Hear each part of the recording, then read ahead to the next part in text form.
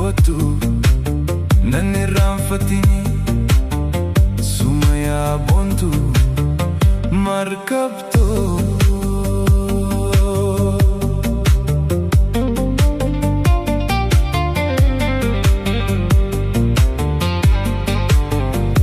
Gurraatti markabtoo futee tanaan deemtu markaba jaalalaan shirshirtanaan gootu hoyaa gaariyyoo tiira gooyaa diimtuu magaala akka alambaane jaalalaan na hiitu akka gad hin baane jaalalaan na hiitu akka alambaane hidaa sirna guutu markabtoo.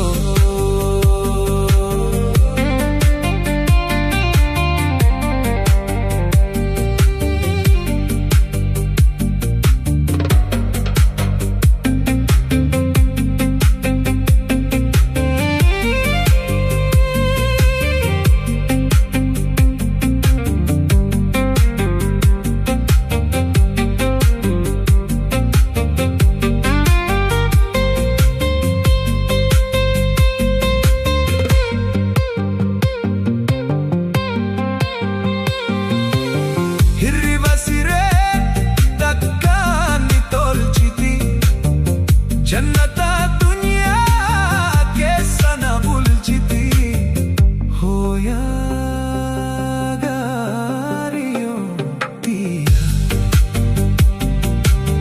gammachiiftuu lubbuu bubbiitii ati if duraa si dabnaan qalbiin nama raatti markabtoo.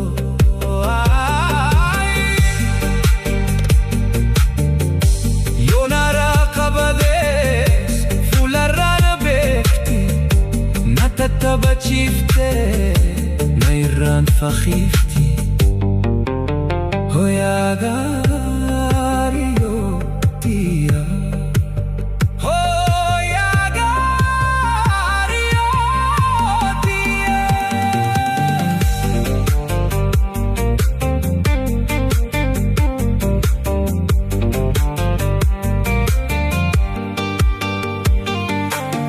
Yooniin dhukkubsate Chanatatu yonara kabadees kori chanatatu me maluma dabe namni qabu jaalti ne maluma dabe ayya